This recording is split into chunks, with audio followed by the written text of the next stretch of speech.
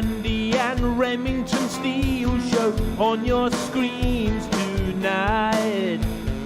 It's the Andy and Remington Steel Show for your home delight. We're talking about Age of Sigmar and anything else that is cool.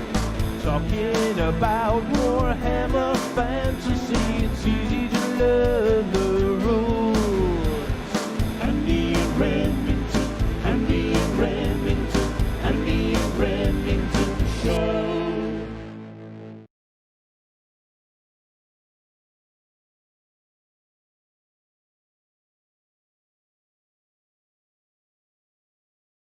Welcome, one and all, to the Andy and Rem Show, episode 112. Good evening. As you can see, Mr. Remington is prepared with a very stylish outfit you've got on there. Thank you very much, Andrew. Bit of a camo theme, is it? Yes, in readiness for the Forest of Rem, I've been adorned with an outfit just for this adventure. The Return of the Forest of Rem, Season 2. There was kind of maybe the first episode of a different Season 2, which we're going to completely ignore, so that didn't happen. The real Season 2 of the Forest of Rem is coming up at the end of the show tonight. But we have got... Andy, what is the Forest of Rem for those newcomers? Well, for anyone not familiar, the Forest of Rem was a revolutionary, some would say $1 million idea, which was hatched from my mind. Some may also say it was loosely inspired by certain choose-your-own adventures of the past. A lot of books like that have been out on the market over the years. And the difference with the Forest of Rem is that it's entirely conjured up in the mind live on the show. So that's the main difference there. You are the dungeon master, aren't you, Andy, of this? Yes, the Forest Master, shall we say. And I'm the lead hero action figure, if you like. But I can choose what to do, loosely. So, anyone who hasn't seen the first season of the Forest of Rem, there's about a 3-hour video on the channel where I combined all the parts from those previous episodes, put them all together so you can just watch it in one big Forest of Rem marathon, and it's very entertaining. Although the hairstyles we have vary quite a lot over that period, and we look a little bit different to the way we do now, it's safe to say. Andy, I must say I was going to say majestic, but I think I've given you a picture of who I think you look like. We'll get to that later, but I think we can. Right. I think we can just about describe me for now as rugged, manly, maybe bordering on like a tough, like woodland gentleman of some description, like a lumberjack. Let's go with that. Remember Grizzly Adams? Grizzly Andy. It doesn't really work so well, but yeah, Grizzly Andy.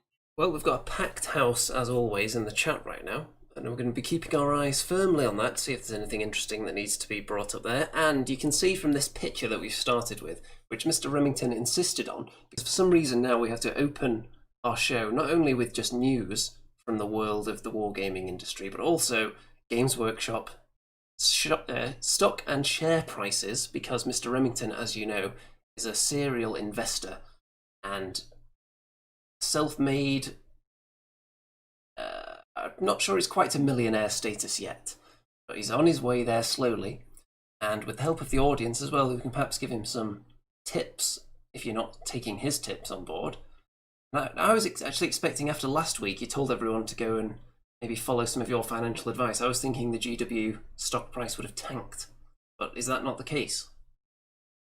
If you'd have followed Remington's million advice, this is what would have happened. Okay, so look, let's just follow the timeline. If you go on the left there, and you'll see 2015 Games Workshop share prices.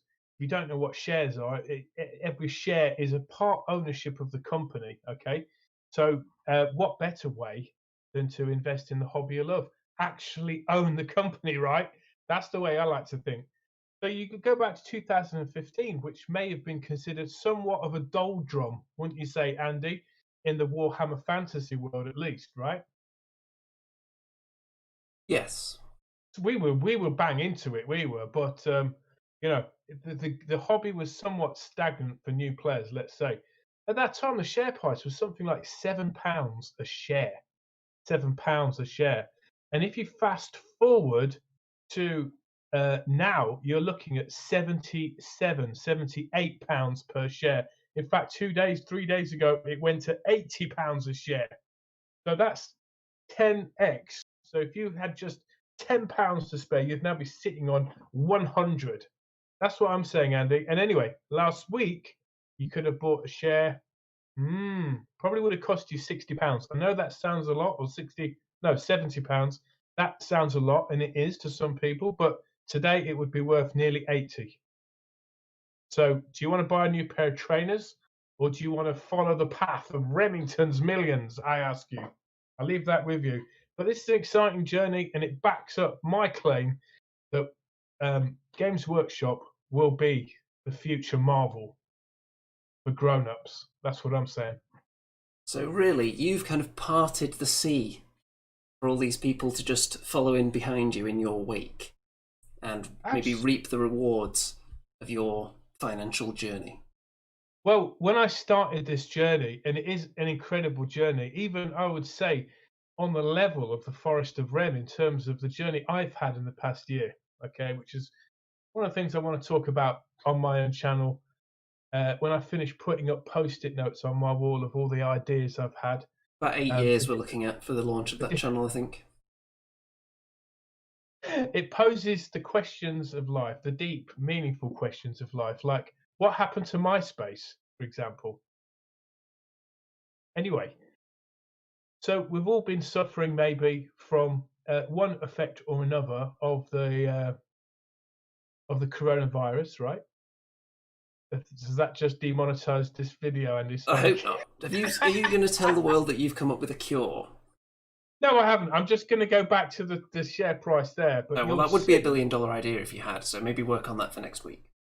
You'll see, right, that the back end of 2019 was a high point, and then February the 20th hit, and everything plummeted down. So if you're a bit canny and thinking £60 a share is just too much for me, at its low point, you could have bought a share in Games Workshop in early April for £36. So in 2 months, you could have doubled your money. This is what I'm talking about, guys. Follow Remington's millions. Is it safe to say? It's safe to say that that sharp spike in the price came about when our show returned to the air. I'm not sure if that's coincidence, but I'm going to suggest it's not. That's an interesting observation, Andy. I never saw that, but now you see it. The correlations are impeccable. They are actually, because we would have started our show when? But was it like mid-2015? And you can see it's a gradual build-up there. And then it starts to get a bit turbulent, perhaps, when we went off the air. So I think there's a real correlation there. Something for you to study. Hey, Andy, the first rule of investing is time in the market is better than timing the market. Is that your first rule, or is that the actual first rule? Someone told me that, and it's kind of stuck with me because it's fairly simple. But the longer you put in and just leave it there, the better it is, allegedly. We'll have to see, but you can follow this journey week to week on the Andy and Rem show and on Remington's Millions. Remington's Millions when it's launched. Yeah, but this is a taster. So if you like the taste of this, come back for more very, very soon, okay? And I might be featuring some guests, maybe even you, Andy, where we sort your life out, and possibly your beard as well. That doesn't need sorting out. It's just being left to kind of enter the wild phase at the moment. I'm going to see what happens with it and then decide whether it needs any kind of attention. But for now, I'm just going to let it roam free. Maybe some oil just to give it that little point. So we can get it, yeah, if we get it to a fine point, I wouldn't mind that. I could have the double point effect going on here then. Like a layered look. Hey, Andy, the audience are wondering, how are you greyer than me? I'm like 20 years older than you. I don't think it's quite that many years. But I'm sure there are a multitude of reasons for that. Is it true that you actually de-age yourself as part of an ancient ritual that's available only to those, maybe the people you've got connections with high up in the music industry that manage to cling to life longer than the rest of us. There's some kind of eternal youth fountain that only they are allowed to sup from. And is it true that you've actually been invited into there once or twice? Well, my secret I've already divulged a couple of weeks ago, and that was coconut oil products. So there you go. Well, that's what you say, but is that actually true? Yeah, it's a good diet, mate. That's what it is. It's a good diet. When I was growing up, my mum didn't let me have white bread. I had to have like granary bread, farmhouse bread. That was one thing I clearly remember. And don't have margarine. It's just plastic, right? It's just yellow plastic. So always go for butter if you can. And if you're a vegetarian or a vegan, avocados. Even if you're not, have an avocado a day. That's what I say. Does an avocado a day keep the doctor away? Yeah, have you ever had an avocado, Andy? You don't look like you've had. How does someone look like they've had Have an you ever tried avocado? And no, I haven't. Well, you what? You've never had an avocado? Right, I'm gonna have to sort you out. When you move to Nottingham, mate, I'm gonna have to sort you out with a Remington feast. A You Remington have to feast. eat it live on air. I don't know about that. I'm going to have to discuss this with the show producers. So, we have got a topic We've had today. A couple of questions, Andy. Yeah, let's get to that then before we get to the main topic. Sorry, just to wrap that up, because I think there's a bit of lag in our thing. So sorry if I interrupt you. There's a bit of Remington lag caused by someone in his house probably hogging the internet.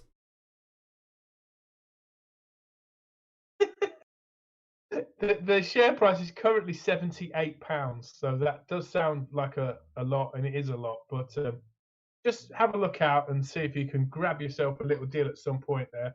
I'll be keeping you in touch with it anyway. No, you said the audience had a couple of questions, didn't you?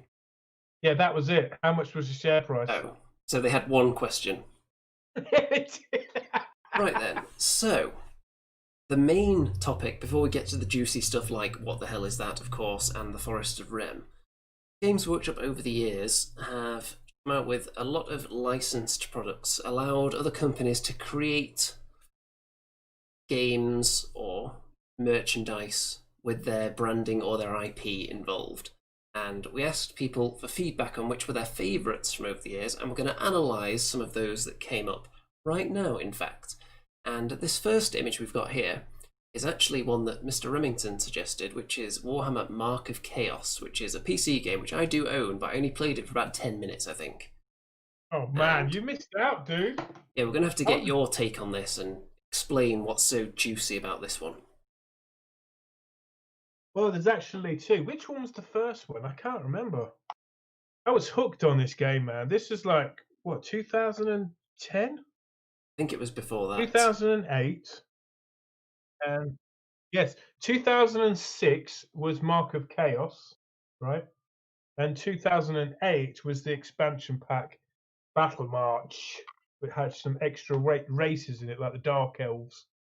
What was special about this? Well, first off, the trailer is probably the best trailer for a Warhammer inspired game I've ever seen.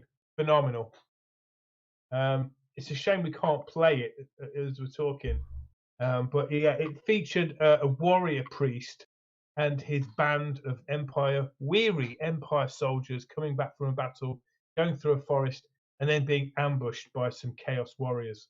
And it's just amazing, man, amazing. And then when all is lost, a wood elf comes and saves him briefly, and then till he has to pray to Sigmar. Just unbelievable. I mean, of course, the gameplay wasn't anything like the trailer, and it looks really dated now, the actual game. But the voices in the game, and it just nailed the Warhammer lore for me a lot at the time. That was the best. I'm not saying it's the best ever, but yeah, those two games, brilliant. If anyone had in it the on- comments has any thoughts on these games as we're discussing them, it's not just games, there are a couple of other pieces of merch in there as well. If anyone has any thoughts, then let us know what you think about these products. So, Yeah, I mean, you can still get these on Steam, I think. But at one point, I had it on the PC and I had it on the PlayStation as well. I do have a copy of it sitting around in here somewhere, but I can't see it with my eyeballs right now. I do own it. It's just I got it some years later, I think, for a low bargain price, and by that time it was looking a bit dated. The gameplay felt a bit old, and didn't feel like the best. But I'm sure if you give it any game that's old, give it a bit more time and get into it a bit, then once you get used to the old kind of controls, which might be a bit clumsy by modern standards, then you find yourself gripped by it, I think. Just have to give it time. Yeah, absolutely. The gameplay was really, especially on a console, it was like a weird combination of buttons just to select a unit and go into a certain formation. But it was kind of like Hero Hammer, really. You had regiments, but the hero characters were the ones that were like extra special. But for its time, I think it was phenomenal with the characters, all the races you could play. You couldn't get lizard men in it. I never saw lizard men, but you had chaos, you had empire, you had high elves, dark elves, orcs and goblins. I might have missed one out, but I think I've almost covered. And dwarves. I think you had dwarves. Yeah, I think you had dwarves. You wouldn't have a Memory Warhammer escaped. game without dwarves in it, surely that would be insanity. So, Well, it did have some kind of narrative to it, so yeah. the next one on the list that we're going to look at here. Now, this is a picture from Warhammer Dark Omen, but before this came Shadow of the Horned Rat, and they're quite similar games. Shadow of the Horned Rat is just vastly more difficult and not quite as advanced. I think Dark Omen came out around 98 kind of time, which would have been when I got it. And it was kind of the golden period for real-time strategy games in general around that point. Had the likes of Total Annihilation, StarCraft, and Red Alert, all that kind of stuff was out at the same time as Dark Omen. So maybe it didn't get that much attention, but it's actually a really fun game that's really difficult. Even though I just said the first one was more difficult than this, it's still insanely difficult on its own. So, the main issue with it is that between missions you have to replenish your troops. It's not like a base building game. So, if you lose too many of your troops in a particular mission, eventually you kind of end up on a downward slope, because if the less troops you have, the more you're going to lose in the next battle, because obviously you're facing uphill odds. So, and your face is just frozen in a very weird position there. Hope people saw that. That was mildly thing. So, if you have to really stay on top of keeping your troops alive. If you lose too many troops, it's no good just ploughing on with the campaign, even if you win. You have to really minimise your losses. So you have to play very, very carefully, like bait out the enemy units so you can crush them one at a time. But the voices in that were quite hilarious as well. Not necessarily the most polished in some cases, but it'll never get old killing a unit and hearing them go. That's other than the voice of Klaus, who is like the assistant to the commander. He's funny. He does the tutorial. So if you've never played it, listen out for him. And it's the whole story of Dark Omen is that it's something like it's, what do they call it in the old world when like the moons unite and the dead start rising? What's the name for that time? Something about Morsleb or something Nacht. Like a German word. Yeah, something like that. But anyway, you're this Commander Bernhardt, who's got his mercenary army. And you end up in the midst of this kind of undead invasion of the Empire, essentially. You do fight some orcs and goblins as well, but you'll see a lot of the famous vampire characters, for example. Very, very exciting. You get dwarves in your army, you get ogres, all kinds of artillery and wizards. And eventually you get the steam tank as well, which is one of the most fun units to use. It's very difficult for the enemy to kill that. But so you can only be Empire then? In the campaign you can. In multiplayer you could be undead or you could be orcs as well. Right, okay. So Oh man, it's a lot of fun. when was the last time you played it, Andy? The last time I played it, actually, years after I played it originally, I went back and finished it, which would have been maybe about 8 or 9 years ago, possibly. So it was tricky though, because to actually finish it successfully, I had to go on YouTube and look at some strategies people were using on some of the missions. Because there are certain missions where you're guaranteed to lose troops. If you deploy like you normally would in any other game and start marching forward, you're just going to be toast because there's so many enemies. So you have to very carefully set up and lure them towards you into your deployment area and just bombard them with it. Take as few losses as possible. And you can upgrade your units with items you find throughout the game. So very, very tasty one indeed. Let's see, does anyone have any comments on these games so far? Something like David Knightley. David Kitely says Age of Empires. Oh, you're talking to an Age of Empire master here. Age of Myths, Age of Empires 1, 2, 3. I've done them all, man. But yeah. Any more comments there? No, they're still talking about Games Workshop shares. Void Captain Bazooka says 78p or £78. Well, after this show, they might be down to 78p. I don't know about that. Stu Gibson says, I had Battle March on the Xbox 360. Loved every minute, but the novelization by Anthony Reynolds was even better. How about that? Wow. Stu Gibson giving us the real knowledge there. Thank you, Stu. Dropping a knowledge bomb on us. You betcha. So, the next picture I've pulled up here is Warhammer 40,000 Space Marine. Now, I don't know if you've played this, have you? Oh, yes. Right, I've done it about 4 times, man. Yeah, I thought this was a really surprisingly good game that maybe has sailed under a few people's radars. This was a wicked game, man. It's just too short. It was really, really good. The storyline was fantastic, surprising, frightening. It very cleverly guided you through the only way you can go, if you know what I mean. You know, it's not open world at all. So there's only one way you can really go, and all paths lead to the same place, sort of thing. Yeah, you didn't often feel like you were being really weirdly funneled into a location, did you? It felt pretty natural. So I see what you're going with there. No. And just the first scene of the game, if you like, you're just being flooded by an army of grots and orcs and snot what they're called, squigs with bombs on them, and it's just super like wow. Just a great game, man. Really good, and the storyline's fantastic too. It's grim, it's dark, it's in the future, everything except a sequel. I don't know why there isn't. One thing that's always struck me about this game is that you would think that one Space Marine facing off against just a legion, hundreds of orcs, maybe even thousands by the end of the game that you've killed, you'd expect that they'd stop being a threat and you just see them as like this big mass of just pointless enemy soldiers that are just being gunned down. But you still feel like orcs are dangerous at the end of it. I don't know how they managed to pull that off, but they didn't feel like just a horde of terrible enemies. They actually still felt somewhat threatening.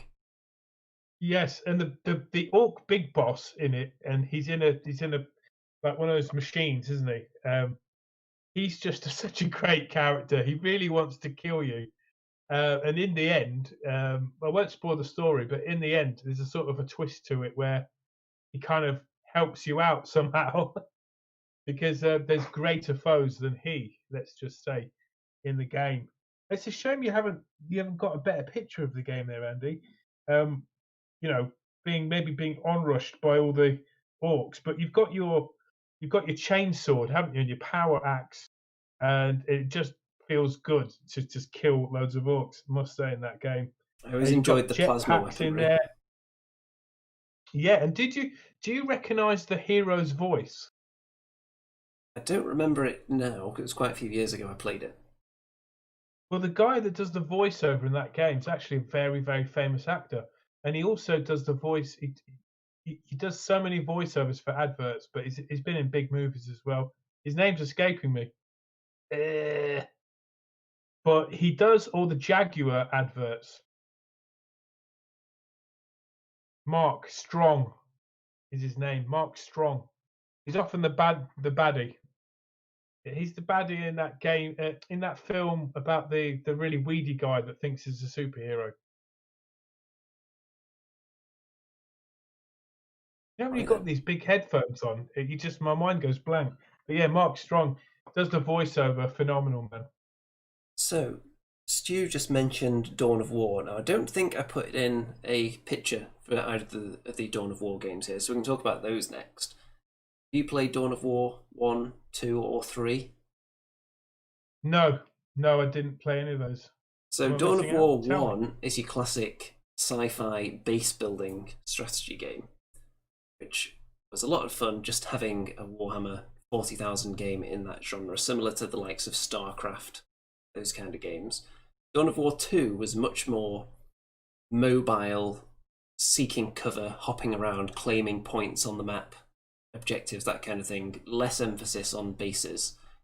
Then, I haven't actually played Dawn of War 3, but considering the terrible reviews it's got, it kind of turned it into a totally different kind of game with no bases whatsoever. It seemed like they're trying to jump on a bandwagon of certain kinds of games that were very popular at the time, which involved just small amounts of troops mashing together in the middle, kind of. I'm not sure what's the genre called. Like Command and Conquer. No, there's a specific genre. Kind of like little building games, right? Building games are fun, but Dawn of War 3 wasn't like that. If someone can tell me what the name of the genre is that Dawn of War 3 was trying to latch onto, then let me know in the chat right now. But it escapes me because I don't play any games like that. But Dawn of War 1, great. Dawn of War 2, great. Dawn of War 3, garbage. Ward Nova says that was a MOBA. Okay, that's probably it then. I can't even remember what that stands for. But yeah, they turned it into something that they probably shouldn't have done, Dawn of War 3, and it was terrible. But play 1 and 2, definitely. Dawn of War 2, the first expansion for that is really good. Both games deal with the Blood Ravens Space Marine chapter, and you see their chapters voyage through the... Without being too much of a spoiler, there's not much I can say there, really. But it's a lot of fun, the story's good. There are a couple of the expansions, I'm not sure whether it's for 1 or 2, I can't remember now, where there isn't much of a story involved and you're just conquering territory, but I wasn't so interested in that one. Ordnova says, Dawn of War 3 was like League of Legends, multiplayer online battle arena. Yeah. So they turned it into something a bit like that, and people were not happy. Safe to say. So, this next one, of course, this is very near and dear to our hearts. I think this picture might actually, I'm not sure whether this one's from Vermintide 1 or 2, but it's still Vermintide. We will get round to playing 2 at some point when we've exhausted all the content in 1, but Vermintide in general, of course, very heavily inspired by Left 4 Dead, but with a Warhammer spin on it, much more of a focus on close combat rather than shooting. 4 survivors, if you will, or heroes against just endless hordes of really annoying enemies, with a few of them with special abilities that make things more difficult for you. And you're obviously a big fan of this game as well. Yeah, I love this game. It's very immersive. It's very it has a pace to it. You can't really get lost, even though, and it feels much more open world than Space Marine. And there's a certain urgency to it, because if you hang around too long, there's Skaven assassins that will come and get you, or pack masters, which will come and get you by the neck and take you away. So you have to be on your guard, and it's just a heart-pounding game, because so part of you wants to be a hero and sort of do a bit on your own or get to the treasures first. But the other part of you knows that if you do this, you're more likely to get swamped by enemies or picked off by the assassins. So you kind of have to work together to get through the missions. And it's very difficult because there's 4 characters at any one time. And if they say just me and you, Andy, the other 2 players are going to be computer players. and it's very hard to complete the mission without an all-human team.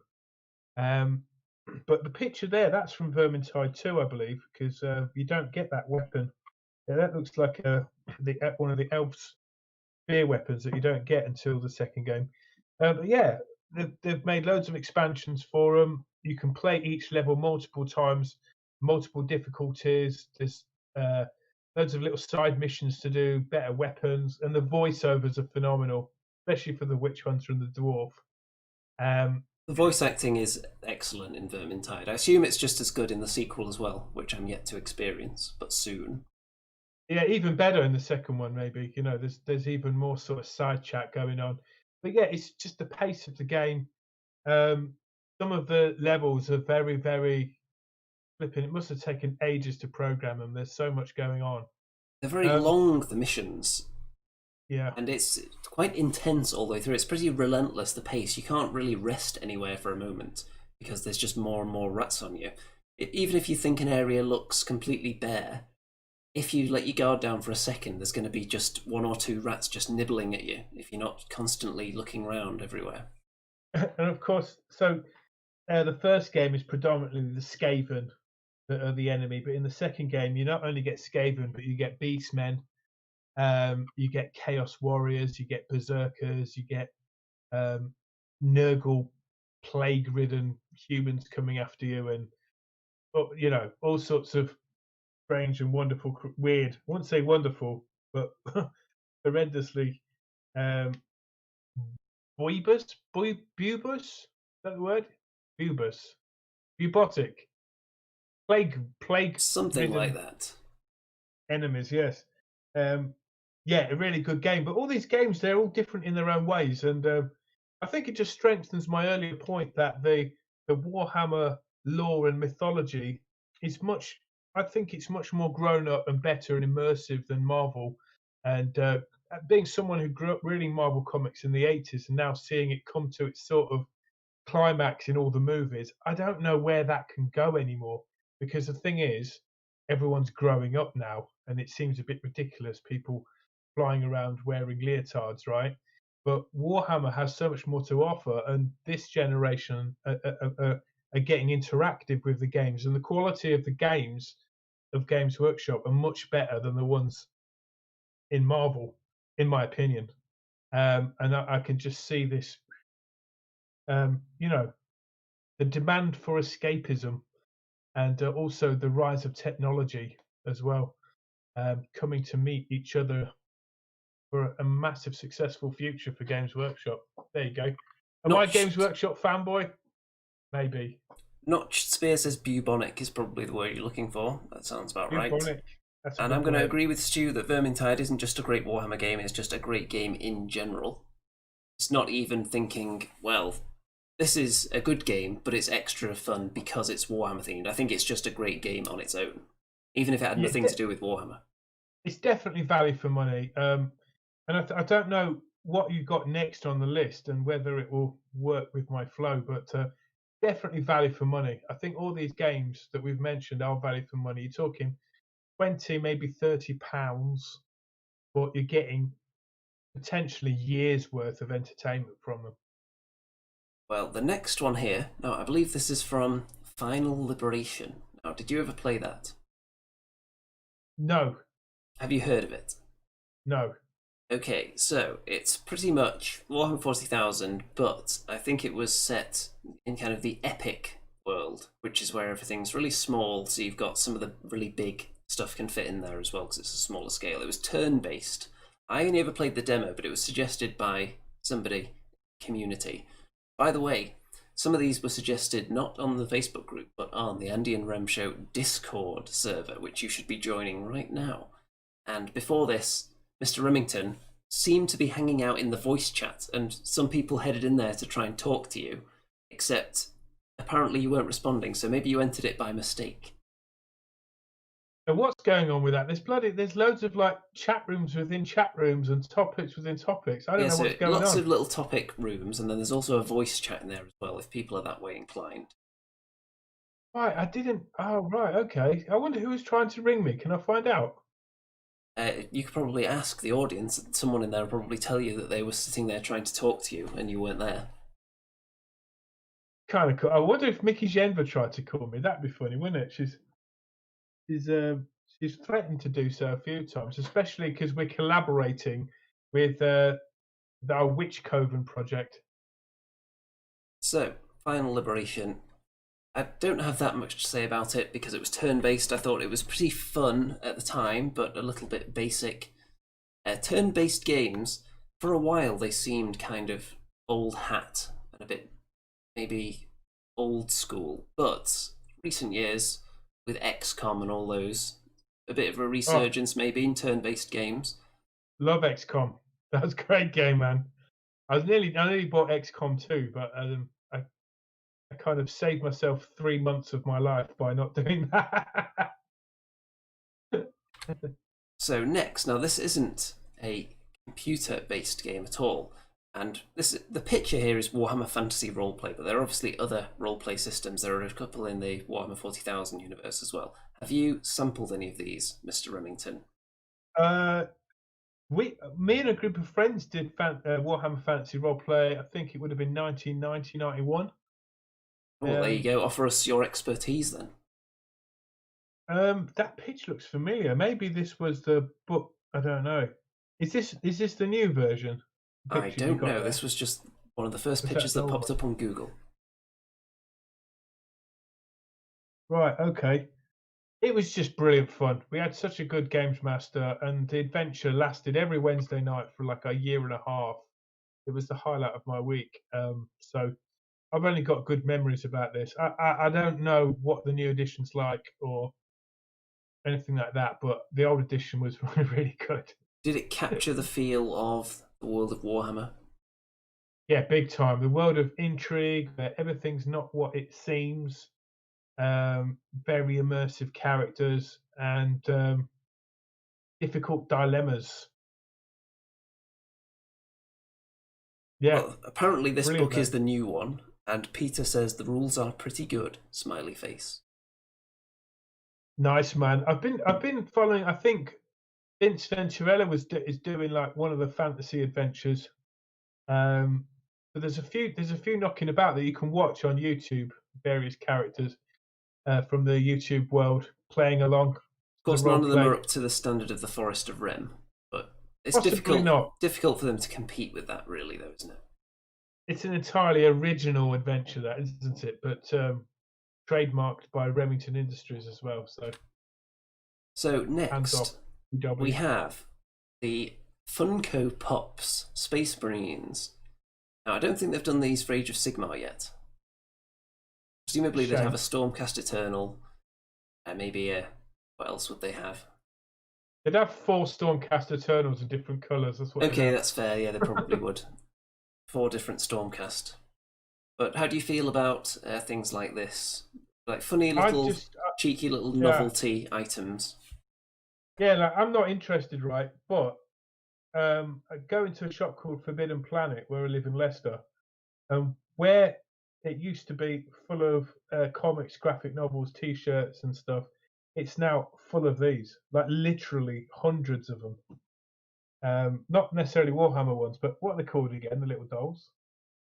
Funko Pops. Funko Pops. It's massive, isn't Sounds like a breakfast cereal. I got one for my birthday. I'll just get it. Well, this is exciting. I got this one. You're not supposed to remove them from the box, are you? Or are you? Well, I've got a couple in the background there that have been removed from their boxes, but I don't care about such things. There you go. I've got Prince Around the World in a Day Funko Pop character there. So yeah, pretty cool. Might be worth something in 50 years, right? Are there any Games Workshop products or characters, heroes that you would consider purchasing if they were transported into this format? Any from history that would grab you? Gash or somebody like that? Gotrek and Felix. Yeah, man. Or King Thorgrim Grudgebearer. Of course, you'd have to have his Throne of Power. Yeah, there you go. Yeah, fire wizard. A fire wizard would look pretty cool, wouldn't he? Or an amber wizard. Bazooka is telling us to boil those things. So Boil them? presumably he's not a fan. Oh. Sounds a bit harsh to me. Yeah, I just don't know what you do with them because it's not like you paint them. I don't know. I need to do something creative with the things I own, and this just sort of sits there. So, Yeah, there are a lot of things out there in the world designed to just sit there. well, do you remember we did one show with Amy Snuggs, the Snugster, just before she became like a massive Warhammer legend. Thanks to us. Yeah, absolutely. But we did one video where she showed us around her flat / studio, and she had about 100 of those Funko Pop models, didn't she? Yeah, I know people Yeah. that just have untold walls full of those things. You could Is there build like a houses market? out of some people's collections. Is there like a big second-hand market for them? Are they Assuming they're still in their box, I imagine. right? Some of them seem to be rare, so that when they're gone, people then stick them on eBay for hugely inflated prices. Right. Which Funko Pop model is the most rarest then? Or I don't know, do we have any experts in the chat? Funko Pop experts? Stu Well, says let's they should see. do Funko Pops of the characters from Vermintide. Okay, I would be interested in that, actually. Yeah, the Witch Hunter for sure, right? I'm a bit gutted because I actually like playing the Witch Hunter, but when me and Andy play, he obviously has to be the Witch Hunter because, well, that's why. So, the picture I've got up now is from one of the Space Hulk PC games. There was an older version than this, which was back in the 90s, I think, which I did own, but I never got it to work on my PC today. Right. This looks very much like it could be a bit like XCOM, right?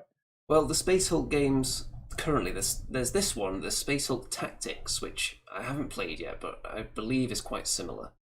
And they are turn-based.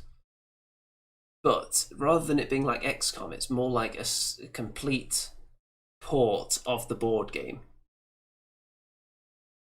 So all the random elements are the same as it would be with a dice roll.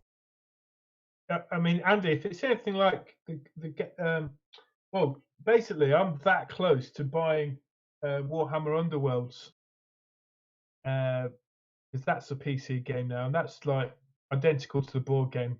Apparently, it might help me learn how to play it. Yeah, so the Space Hulk that's available on Steam right now, just plain Space Hulk, nothing after it. I found that a lot of fun.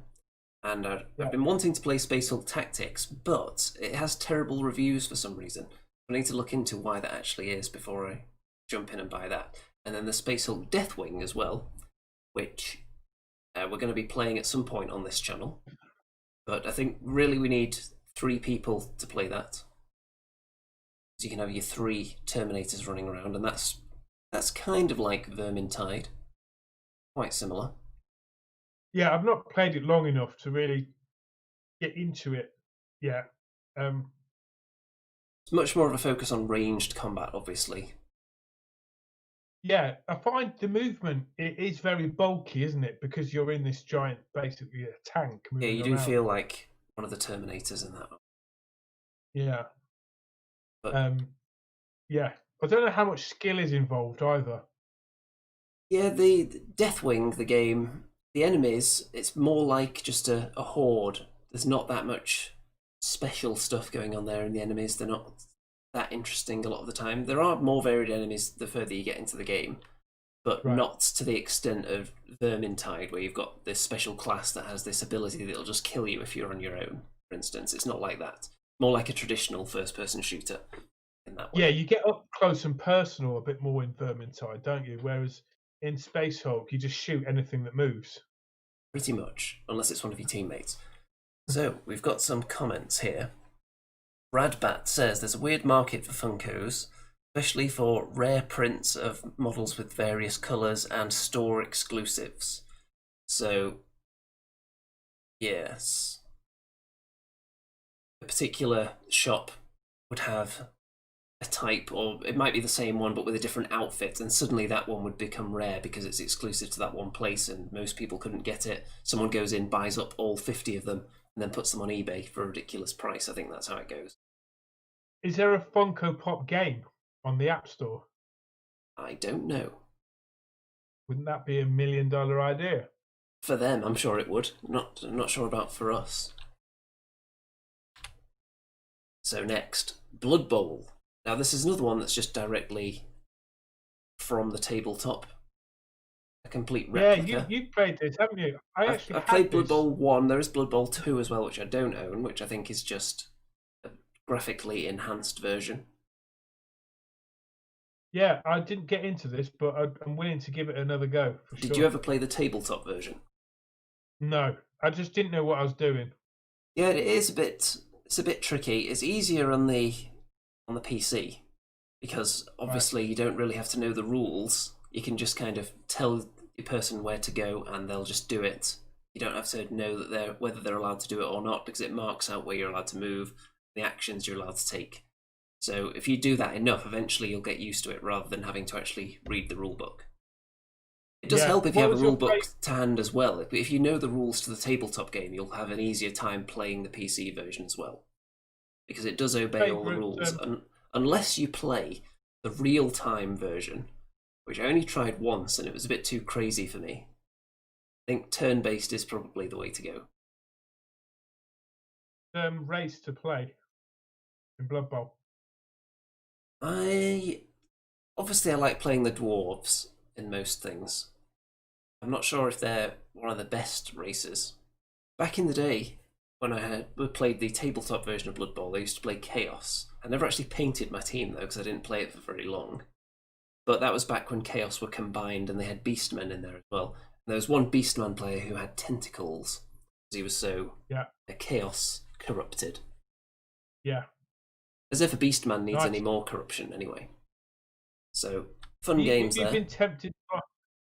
Have you been tempted by the new Blood Bowl revamp and the new models, the ogres, the halflings, the snotlings? I haven't yet, but it's something I could be tempted to try out. It's just a bit of a smaller, quicker game from GW. Right. They do look rather wonderful, don't they? I like the Wood Elf ones too. The halflings are going to be of great interest to a lot of people. And the snotlings, the snotling team. Yeah, I might have to get those because of the snotling pump wagon. If I get that, I'll have all 3 generations of snotling pump wagons then, from the 80s to the noughties to the new one now. Now, this next item here, I'm not sure whether this counts as a licensed product, but it was suggested by a couple of people, and I assume you know more about the game Talisman than I do. No, I don't. I'm afraid I don't know. Wow. Okay, so we found something that's outside the realm of Remington. So I don't know whether this is actually a GW IP product or whether they had a hand in the creation of it. You know, like Hero Quest, where you look at it and you think, is it really like 100% GW IP Hero Quest? I don't know. I mean, on the box of this Talisman, I can't see any evidence that it's GW's. Might be wrong, but... Yeah, it's maybe a bit of a blurred line between whether it's GW IP or just GW had hands in making some of these products. But anyway, Talisman, I haven't played the tabletop version, so maybe the Steam version doesn't do it justice, but I actually think the Steam version of Talisman is one of the worst things I've ever played. Right. It just seems way too random for my liking, and I'm not really a fan. Right. That's pretty much all I've got to say on it. It seems like there's no real strategy to winning. There's an awful lot of luck. It just happens that you land in the right place and are able to pick up the right thing, so you just win. Like a more convoluted version of Snakes and Ladders. But that's just my opinion. I'm sure that's sacrilege to some people. If anyone would like to defend Talisman and tell us why it's so great, then jump to its defense now in the chat, and we'll refer to those comments in a minute. Okay, now this one. This is one for you to sink your fangs into and start spilling the juices of praise. This is Total War Warhammer and Total War Warhammer 2. Do you want to get the ball rolling on this? Because I know you've got about 3 billion hours in both of these games. For me, just the creme de la creme of Warhammer Fantasy gaming on the PC. This is by far the best game ever created, Warhammer based, in my humble opinion.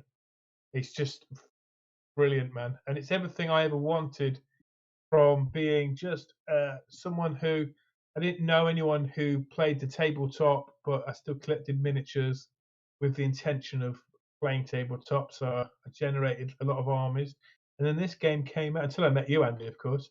But then this game came out, and it was just like, yeah, man, this is everything I wanted. And it's not an easy task to do. You know, you've got so many years of lore, so many races, so many mechanics, so many possible storylines they could work with, and I think they did a tremendous job. And Warhammer 2 gave a sense of more urgency to the game because you had a definite ending, because basically the world was going to end and you have to kind of stop it one way or another, as well as the Mortal Realms campaign, which is just anyway, needless to say, thousands of hours have been put into this game. I've just basically left it on my computer permanently for about a year. It's definitely in the one more turn genre, because Definitely, can't and put it also, down. Andy, just to finish off, I used to paint miniatures while playing this game, so you could actually do other stuff. Whereas something like Vermintide or Space Marine, you can't step away. You know what I mean? Because it's so fast paced, or you'll get killed. With this, because it's turn based, it's you can kind of do other things and have this going on in the background. So for me, it was painting. So I managed to paint a lot of miniatures and play this game at the same time. So fantastic. I think it's definitely... Yeah, I think it's the best Games Workshop licensed PC game. I mean, mass fantasy battles, it's not an easy thing to put into a game effectively. And it's just so many levels up more from, the Warhammer Battle March. It's just so in-depth, and it captures everything that you would want from the old world. If you imagine what it would be like waging war in that realm, this is pretty much it.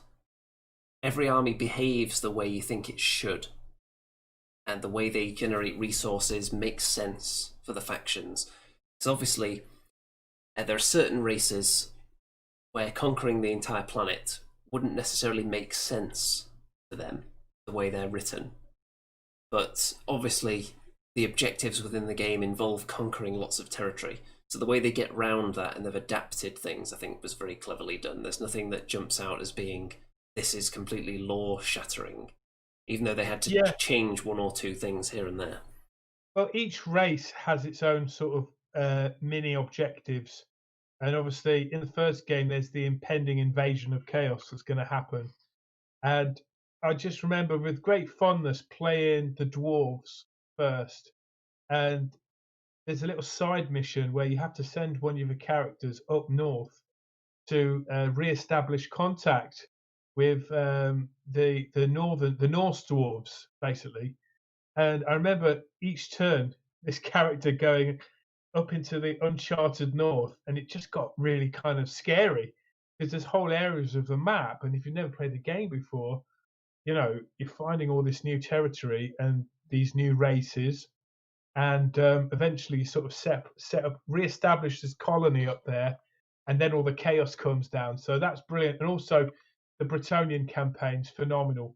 The way they brought the Bretonian back to life, if you like, is just amazing. And then the Wood Elves came out, and that was brilliant. The Beastmen campaign came out, which I thought was really hard, and they just keep updating the game as well.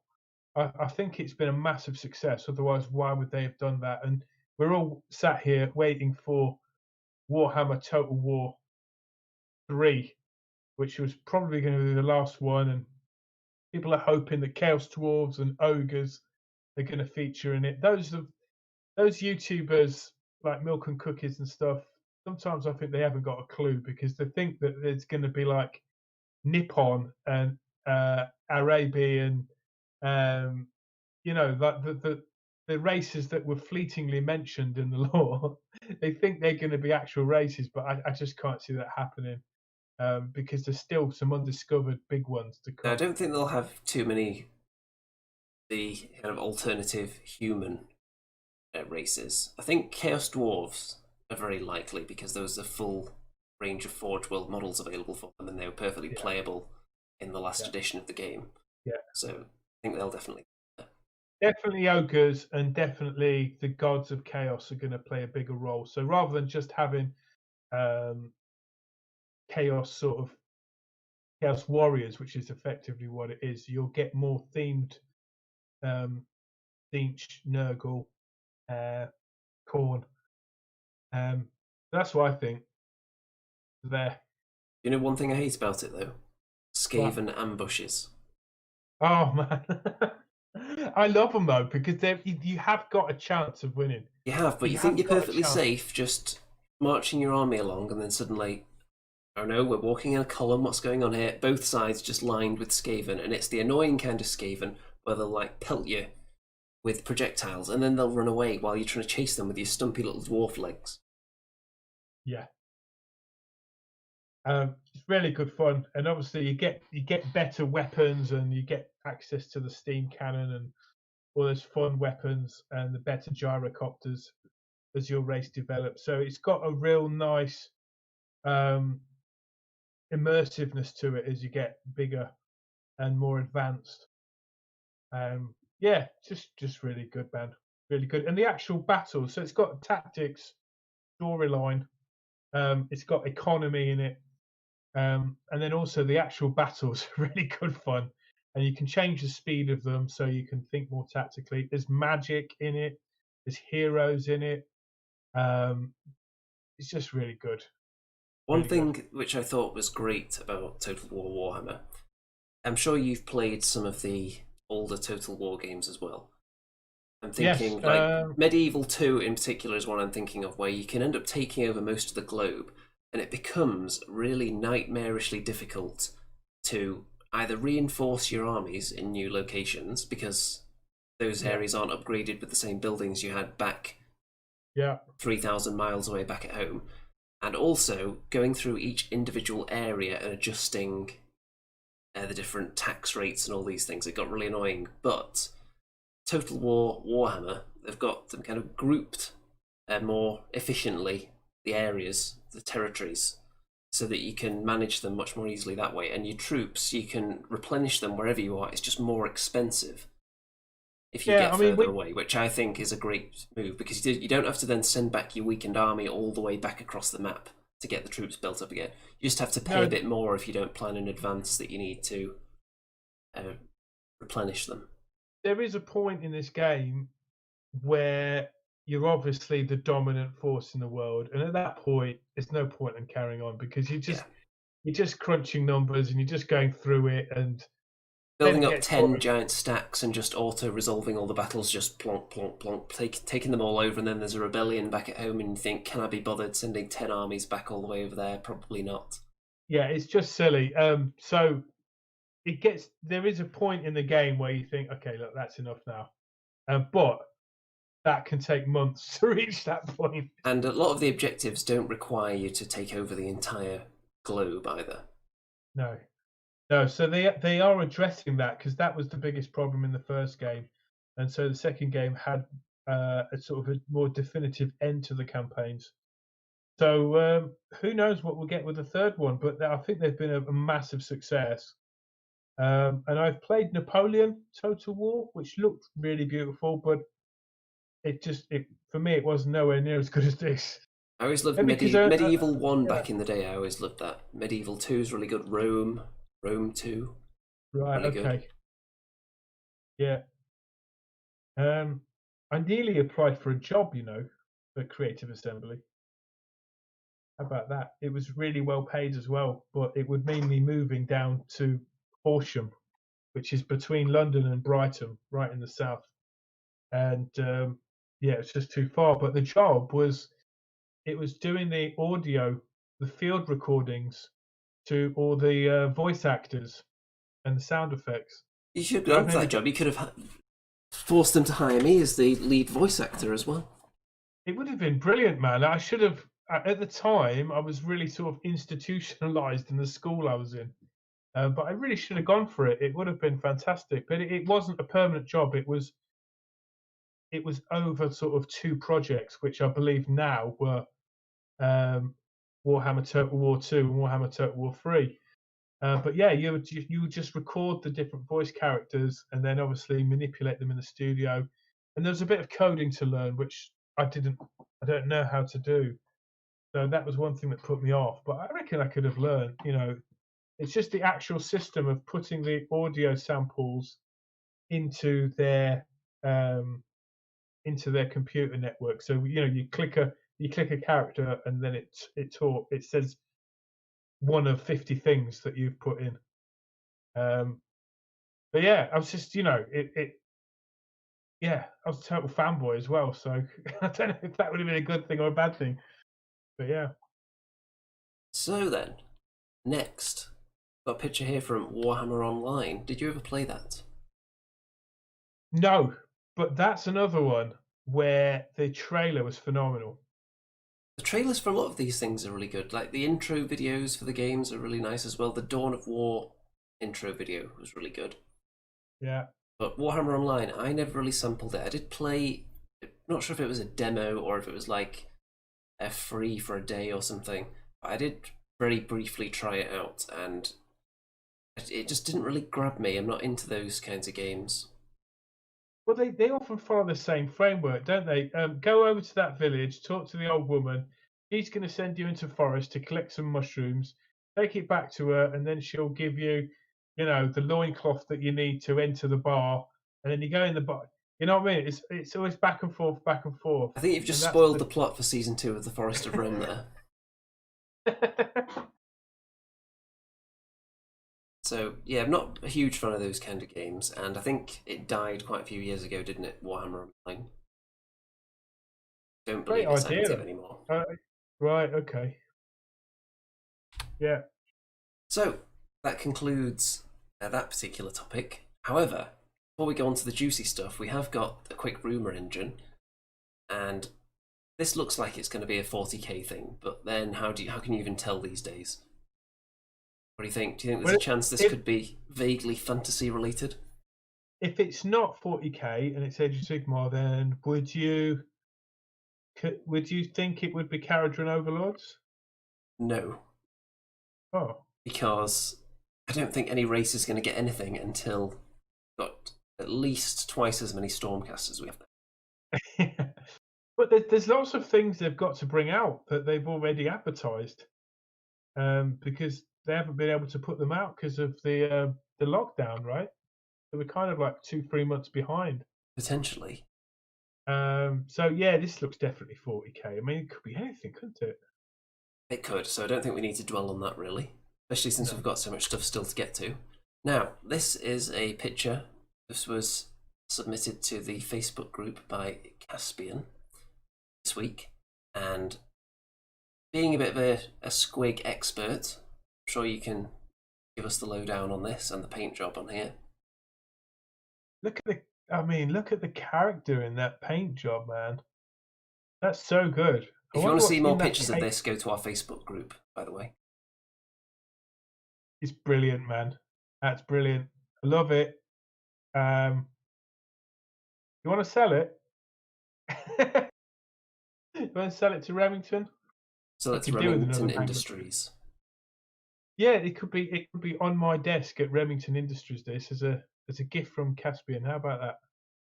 So you insisted that I include this next picture as well, which is a picture of a character that you directed me to.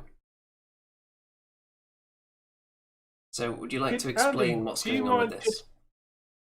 Andy, would you mind just doing an impression of that character's picture? Let's see. Is it looking kind of like that? Now, dear audience, you wouldn't tell them apart, would you? But the guy on the left is Christopher Guest. And he is a very famous actor / musician. This is his role in The Prince's Bride. So you're in very distinguished company there, Andy. It seems that your look is coming back into fashion. It was in fashion once, probably in the 15th century, but all things come back round. But yeah, Christopher Guest also in Spinal Tap for those pop pickers out there. Yeah, there have Yeah, been. I just noticed he looked very much like you. Andy. Yeah, I have been noticing on Facebook a lot of people have been comparing my new look to various figures from history. So if anyone's got any of those, then feel free to drop those in our Facebook group or in the Andy and Rome Show Discord server as well, which you can find a link to in the description. I mean, if the beard gets any longer, you're then going into sort of 17th century. You're going into Charles I, aren't you? Sort of Roundheads and Cavaliers. I like it. Interesting times. So let's just find a nice picture to rest on. There we go, we'll leave it on there. So we've got a couple of juicy segments for you now. First of all, we've got Mr. Remington's second favourite segment, because we're not going to have time for nerd confessions, but it is going to be, what the hell is that? So you're going to see a picture pop up on your screen in a minute that's going to be a combination of 4 miniatures in the Warhammer Age of Sigmar range, currently available on the Games Workshop website, and I've got the solution written on a piece of paper in front of me. 4 miniatures are represented, and when this delightful video plays, you'll be able to see them, assuming that I've set it up correctly, and I click the right one and don't accidentally reveal the solution prematurely. So, here we go.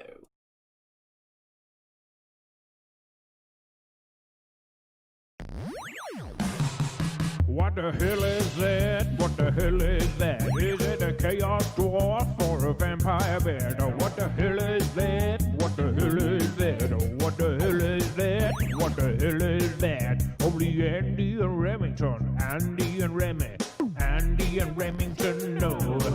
What the hell is that? What the hell is that? Is it Sigmar's beard or Neferata's hat? Oh, what the hell is that? Oh, what the hell is that? Is it a mangler squig or a sorcerer's rat? Only Andy and Remington, Andy and Remy, Andy and Remington know.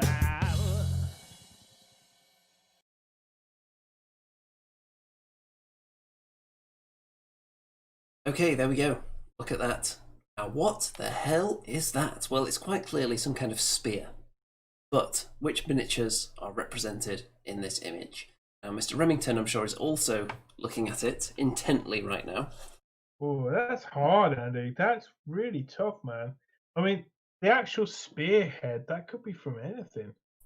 And the thing is, I should know because I've painted so many different armies that the shaft with the metal studs in. I think that piece and the other piece below it, the kind of orangey yellow bit, I think those two look the most distinctive. The gnarled staff. That one. Bazooka says, some kind of spear. Well, that's not the answer we're looking for, I'm afraid, as observant as you are. It looks like an elemental spear, isn't it? It's got each of the elements. Fire, wood, stone. I don't know if wood is an element. It is in Chinese. Oh, well, there you go then. Can't argue with that. So that's really tough, Andrew. We've got some guesses. Tough. Dicey Guy says Chaos Warrior, Dryad, and Bretonia. Well, I can tell you those are incorrect, and a couple of those, particularly the Bretonia answer, we would need something a bit more specific than that. Let's see.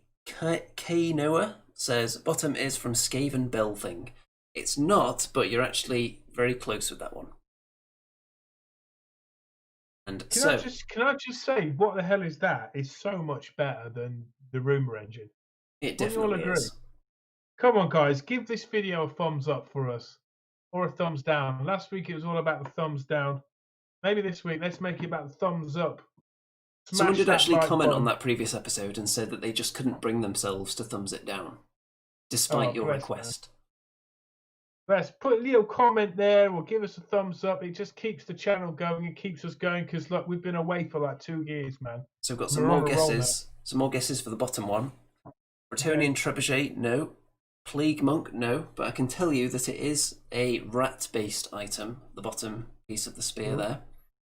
And to give you some clues, so the top two pieces are from fellows who might be fairly short-statured, shall we say.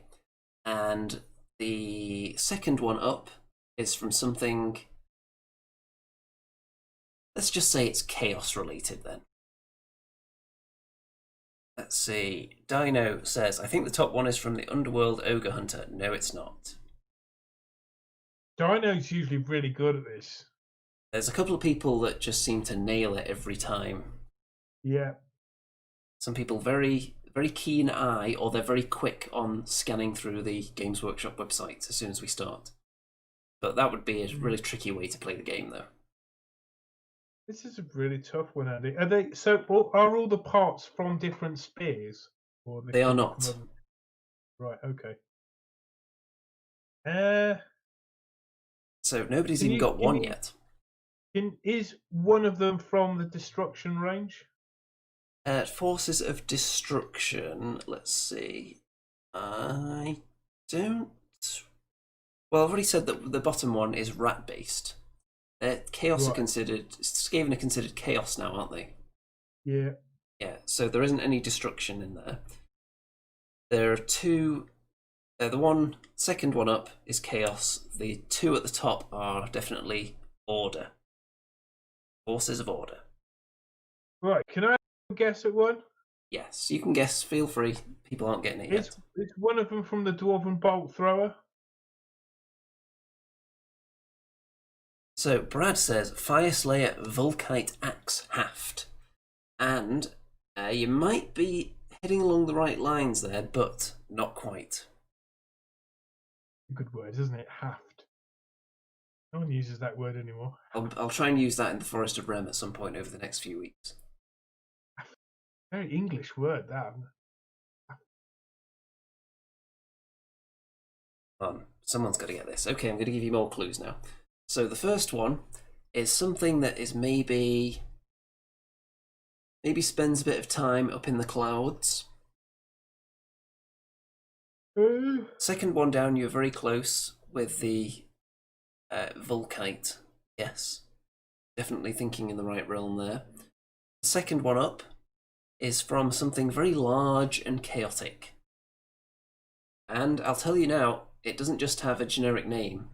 This model has a unique name as well. The second one up. Dino says, ooh, it's one of the Caradrons. Okay, I'm going to need a bit more specific than that, I'm afraid. I think as soon as somebody gets one, I'm just going to reveal them all.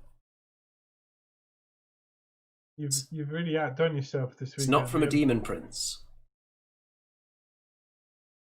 Come on, somebody's got to get it. Caradron says... Well, Bazooka says Caradron Overlord's Spear Gun. Well... You know what, I think I'm just going to have to reveal it because people aren't getting it fast enough. Okay, so let's see if I can bring up the solution. Even if it's still on last week's solution here, that would be funny. There we go. So, the top one is from a Sky Warden and his spear. The second one is from the staff of the Auric Rune Master. Then it's Kairos Fate Weaver and his staff, his beautiful multicoloured staff, and then the bottom piece was from a Warp Lightning Cannon. Very disappointing, I'm afraid, folks. Very poor showing indeed this week. Nobody even got one single piece. Quite frankly, I'm disgusted. Maybe a bit harsh, but also fair, I think. It's hard to get the balance, isn't it, Andy? Because either it's too easy or too hard. And if it's too easy, you're like, oh, God, that took me ages to Photoshop that together. Dino says Bazooka got one right. Did he, though? Don't remember. He said Caradron thingy. I don't know if that's specific enough. Dino thinks Bazooka won it. Brad says disgustipated. Dicey Guy, Knobbly Shaft was right, though. Okay. use that line out of context, I'm sure, at a later date. So, are we ready for the glorious return of the Forest of Rem? Go on, Andy, hit me with it, man. Because I've actually prepared a beautiful image for it as well. I assume you're going to give us a bit of a theme song as well. Oh, God, I haven't prepared anything. Well, neither have I. That's kind of the whole point of the Forest of Rem. I was just painting a Noblar, actually. Little Noblar there. I spent the whole week. Do you know what? I didn't enjoy painting this miniature, but I got to the end of it, and I did in the end. The Ogre Iron Blaster. Lovely. Like, 50 thing to paint. Anyway. Sorry, change the subject. I'm trying to buy myself time and remember the chords. In the forest of Rem, in the forest of men, where boys become men, in the forest of Rem. Forest of Rem, in the forest of Rem, where boys become men, in the forest of Rem.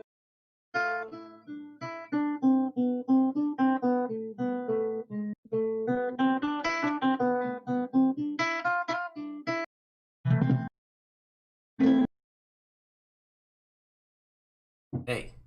So first of all, a couple of points. The original season of the Forest of Rem, I don't know if we ever pointed out exactly when that was set in the timeline of Warhammer, but I can tell you that the Forest of Rem 2 is actually a very distant prequel, definitely set within the old world.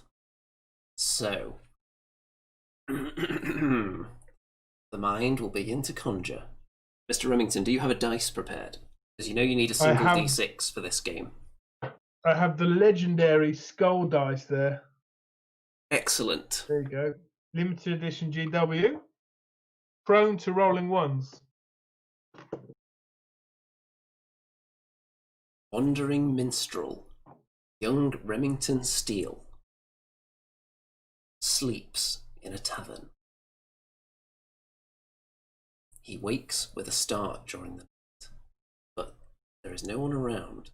No sounds that could have startled him. The only thing he can think of that maybe has alerted his senses is something within his own body has shifted. Looking down towards the foot of the bed, there is movement, but he's not twitching his toes, he's not lifting his knees, but still something stirs under those brown, stained, hideous, cheap tavern blankets. What could it be? He lifts them back, horrified to see that his feet have been replaced with hooves. Shocked and alarmed, young Mr. Remington, now clad with hooves, what is your first action? Am I in a public place? You're in your room in a tavern. We're sleeping, and now you've got hooves. What are you going to do about it? Well, I really ought to keep this a secret, otherwise I may be killed for bearing the mark of chaos. So it's going to be a bit hard to put shoes on, isn't it, if you've got hooves? And it's going to be quite noisy, clip-clopping across the tavern floor. So, oh man, this is a tricky one. Maybe I should just stay in bed for a bit. See if you get better. Maybe it's all a dream, right? Well, is that your answer then? You're going to try and go back to sleep and just see how it goes? No, I better get up, really. Is there some kind of staff in the room that I could walk on? Well, you do have your trusty mandolin. Ah. You have a mandolin. If you want me to describe your surroundings a bit, if you're thinking of interacting with something in your environment, other than that moth that just flew into view. Okay, well, yes, there's a moth in your room as well. Moth flutters past your eye line temporarily. You look around, you strain in the darkness, and you can make out your trusty mandolin on the bedside chair. You can also see the door with a small crack at the bottom. There's a faint shaft of light coming through it, suggesting that maybe there is another room that's a bit brighter than yours, casting a little bit of light out, maybe with their door ajar, perhaps. Doesn't look like it's bright enough to be a lantern directly outside the door. It is quite faint. There's a slight aroma emanating from the doorway as well. Smells almost like sulphur, perhaps. It's giving you those kind of vibes in the nostril region. You mean it smells like Trump's? Potentially. Okay. Well, at this point in the adventure, I like to look in the comments because the people in the chat can give me advice as to what to do. They certainly can. Dino Titan says, maybe wake up out of the nightmare. Nox Spear says, stay in bed till Halloween. And I like this one, and I'm going to go with Captain Bazooka suggestion. Can I wear a dress and pretend to be a lady in heels? There is potential for a disguise there if you want to disguise the kind of clippity clop of the hooves if you're disguising them as high heels. So I'm going to let you roll the dice for that one, see if you can find the sufficient materials around the room to pull off this disguise. Okay, here we go. Remington! It's a 6. Well, that is very impressive. Not only is there a stylish summer dress, but there is also a long flowing curly wig and a stylish little umbrella. So there's an Andy wig and an umbrella, and then you can use the blanket as a makeshift dress. Or you could just Sounds use like... the dress that you found. Oh yeah, sorry. Well, you could fashion the blanket into another dress if you want two for some reason. You want one for kind of formal occasions, one for more casual. I like it. Let's do it. Let's do it. And so what's your plan here? You're just going to leave the tavern? Yes, I mean, do I have any money on me? I'm sorry, I don't have any places to show. Who needs a forest master when you've got that? So you're searching for your possible funds or other belongings? Yes, sir. Okay, I would like you to roll the dice again. I'm going to see how wealthy you are. Now, should I do an Andy roll or should I do a Remington roll? I think you should do a real roll. Here we go then. Remington! The 2. A 2, that's not very impressive. Well, you do find a small pouch beside your bed, but it only contains one. It's kind of a bent coin, it's kind of like that. So it's a bit old, almost like it had been used to like hold a door open or something like that. It's just a bit of an old crusty coin, so you do have some money on you, but that's it. That might come in handy. Right, I think I should try and leave this tavern without anyone seeing me. Is there a window? Maybe I can get out the window in my disguise. There is a window, but it's barred up. All right, I tell you what I'm going to do. I'm going to get dressed. I'm going to put the mandolin on my back, and I'm just going to stroll out as if I own the place. And just if there's anyone there, I'm just going to say, "Hey, how you doing? Good morning," and then just leave. Okay. So you're going to open the door, are you? And head to the outside? I'm really confidently. Yeah, I'm just going to go out. The door creaks open, alerting nearby patrons of the tavern that somebody is coming.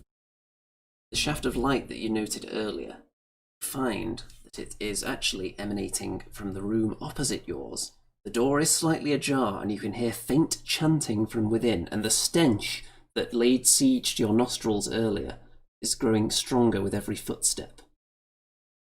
Would you like to commence with your plan of escape, or do you want to investigate further? Let's just read the comments. Dicey Guy, here we go. Soon come the number 1, as in the dice roll. Dino Titan says, I wonder what everyone will say when they see the bearded lady. And Dicey Guy says, walk with pride. That's what I'm going to try and do. Yes, let's just walk in confidently. Are you walking into that room, or are you walking out? Let's go in the room, man. There might be some opportunity. You want to see what's going on in there? Let's have a look, yes. Okay, would you like to roll the dice? Go. And before you do that, let me know if you're going in kind of sneaky or boldly. No, boldly, like I own the joint. Okay. Here we go. Remington! The 5. It's a 5, well, that's quite bold. So, you push the door further open, have a quick look around. You see that there is a circle of cowled figures sitting on the floor, surrounding a small altar. And there's something on the altar, but you can't quite make out what it is because the cowled figures are in. So, barging your way in, Are you going to say anything? As you get closer, you can hear their chanting, and they can almost make out the word turn, turn, turn. Okay, I'm just going to say, I'm going to go in and just clap my hands and go, guys, I'm back. Okay, do you like to roll the dice again? Remington's back. Here we go. Remington. Oh, no, cut dice. Remington. It's a 4. Okay, that's perfectly average then, isn't it? So, as you enter the room and announce yourself, one of the cowled figures turns to look at you. You see a rather grizzled, bearded face, a very long beard, almost touching the floorboards from its kneeling position, and looks up to you, gives a bit of this kind of look to you, turns back and commences the chanting, seemingly ignoring you. How are you going to take this? I'm going to walk right into the middle of the circle and start stamping my feet, my hooves. Proudly. Yes. Okay, so they're quite a tight circle, and you're going to have to walk navigate through, your way man. past them. As you approach, before you try to pass these cowled figures, you look down onto the small altar to see that there is actually a beating heart upon it. Would you like to change your mind? No, I'm going to stroll right in there and go, what the hell is that? Okay, would you like to roll the dice again? Remington? Cut dice. Remington. Cut dice. Sorry. Remington. The 3. 3. Marginally below average there. So, you step without tripping and killing yourself. You successfully step into the circle of these cowled figures, begin to stamp your hooves proudly. You actually do get their attention now, and each one of the cowled figures looks up towards your feet. They seem to have a bit of a smirk upon their faces at this stage, almost as if this is exactly what they had in mind all along. One of them reaches out and grasps the heart, takes a chunk out of it with his teeth. Blood splatters onto the ground, oozing down his chin, saturating his beard with the blood from the heart, then puts the remains of the heart into his hand, offering it to you. I'm going to ask him if it's been cooked properly. He gives a shake of his head and then offers it more urgently. I'll say, no, I like it well done, thank you. At this point, 2 of the cowled figures grab your hooved legs and pull you towards the floor. Will you resist, or will you go along with whatever they're trying to do here? Does it feel nice? It feels like they may have evil intent.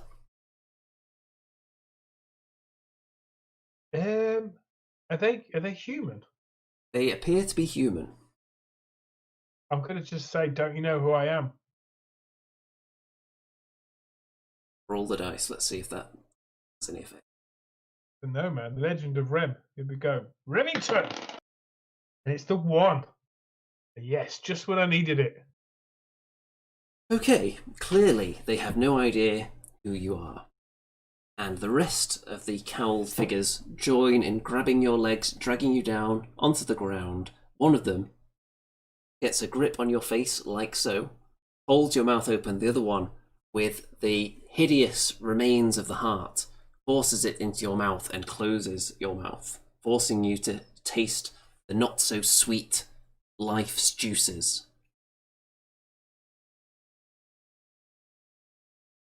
What do you do next? I think I'm going to throw up. Are you going to do that intentionally? Or do you just think that might happen? Well, what does it taste like? Blood. I don't know what to do. Let's read the comments. Dicey Guy says yes. Dino Titan says, "Oh my No, god, let's they're trying not to have that. What? Are So- these old comments? Oh, I don't know. I don't know what to do. I'm gonna try not to. Yes, I'm just gonna spit it out. Okay, roll the dice. Okay. Captain Bazooka says, "Ask who the chef is." Here we go. Spit the blood in their eyes, says Radbat. Yeah, let's try that. Here we go. It's a 2. It's a 2, that's not very accurate. You do successfully spit out the blood, but into your own eyes. Oh no. So you are now temporarily blinded. However, it doesn't seem like they're trying to harm you now. They step back, allow you to kind of regain your senses, so you're free to wipe your eyes. However, at this stage, you do sense a disturbing presence in your spine. Almost like there's something that shouldn't be there starting to erupt from your flesh. Perhaps another gift of chaos. Gift or a curse? Well, it's all perspective, really, isn't it? I suppose. There's not a lot I can do about it. They don't have paracetamols around, do they? Suddenly, aspirins. and with minimal warning, a tail sprouts. Now, not only are you clad with hooves, you now also have a tail. Oh, well, I've always wanted a tail, you know. Is that the Wouldn't it be attitude you're going fabulous? to offer up to the cowled figures? I think a woman couldn't resist a man with a tail. You know, I think he could be the talk of the town with a dashing tail. At this point, all but one of the cowled figures stand, shuffling slowly out of the room, leaving just you on the ground beside the altar, covered in blood, fresh tail sprouted, hooves. One figure remains, shuffles towards you rather than away, leans over you. Looks like he's about to whisper something to you. However, if you wished to attack him, this would be a prime opportunity, or would you prefer to listen to his words? I'm going to listen because I only have the mandolin as a weapon, and last time I used that, I broke it. So I don't really want to break it in the first episode. I'm going to listen to him. Leans in and whispers, "Young Master Remington, you have been afflicted with a terrible curse. There is only one way out of this. Death. Alternatively, there is a second way out of this. You must find the mystical witch of Blade." That's right, young Master Remington. You didn't mishear me. The witch of Blade. You must pronounce it correctly when you find her, or death awaits. How do you respond? Yeah. Where can I find her? She will find you. At this point, he shuffles backwards, follows the rest of his comrades out of the room.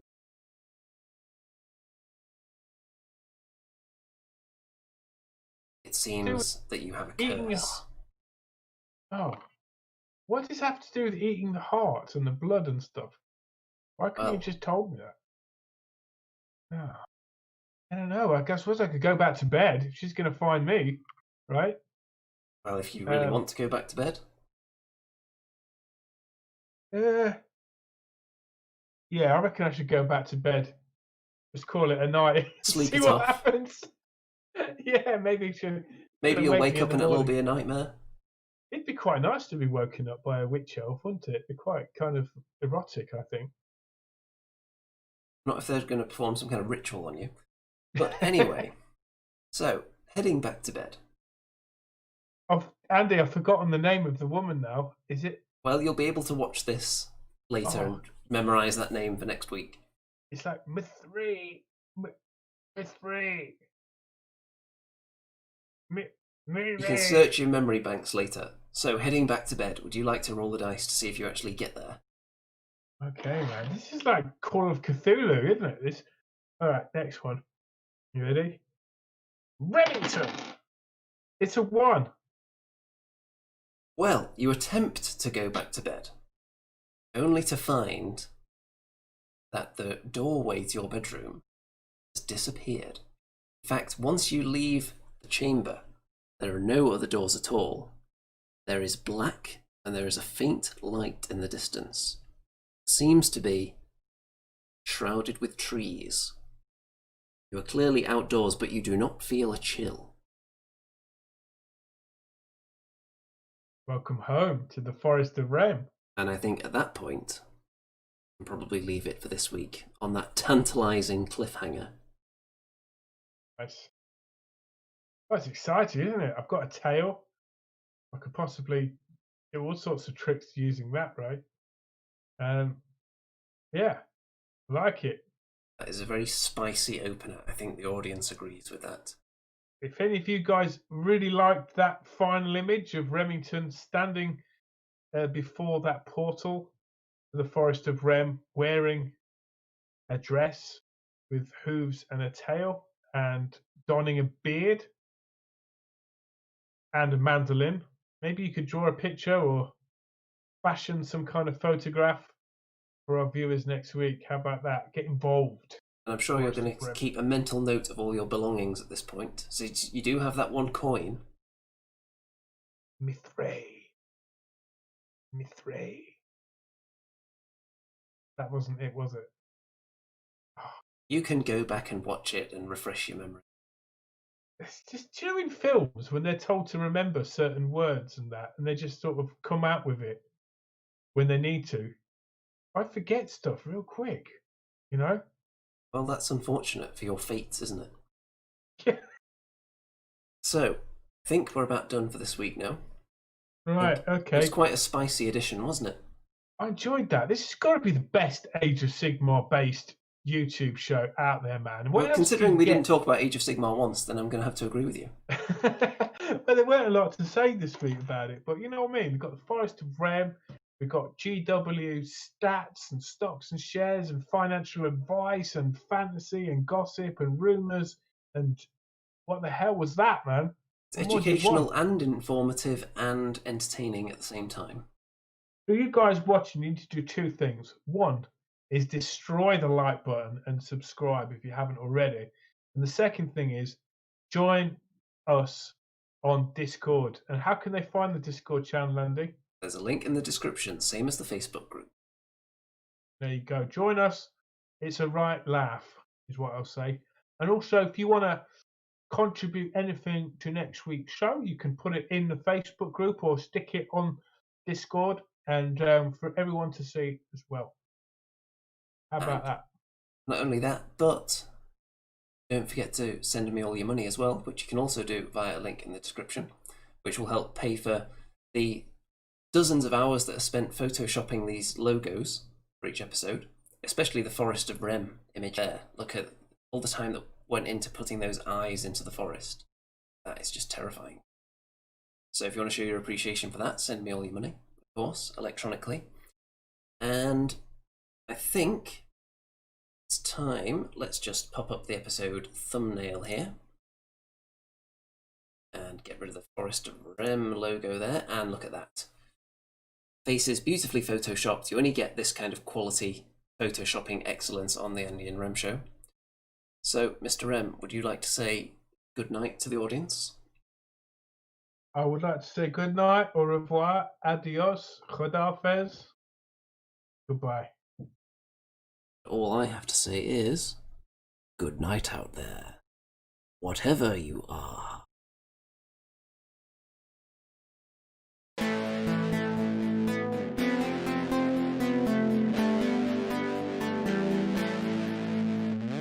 It's the Andy and Remington Steel Show on your screens tonight. It's the Andy and Remington Steel show for your home delight. We're talking about Age of Sigmar and anything else that is cool. Talking about Warhammer Fantasy, it's easy to learn the